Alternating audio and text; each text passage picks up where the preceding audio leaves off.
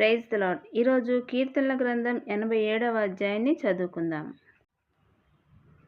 పవిత్ర పర్వతాలపై ఆయన తన పునాది వేశాడు. యాకోబు వంశీయులు నివసించే స్థలాలన్నిటికంటే సీయోను ద్వారాలు యెహోవాకు ప్రీతిపాత్రమైనవి.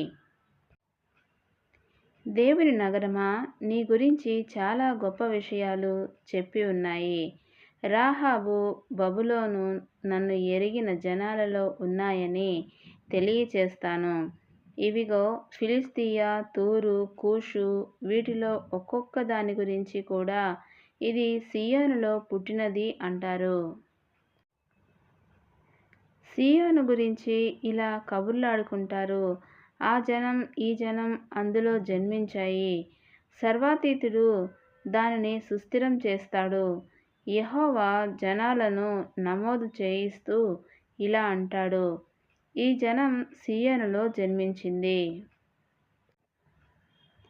గాయకులు, వాయిద్యగాండ్లు మా ఓటలన్నీ నీలోనే ఉన్నాయి అంటూ సంకీర్తనం చేస్తారు. దేవుడి పరిశుద్ధ వాక్యమును దీవించునుగాక. ఆమేన్.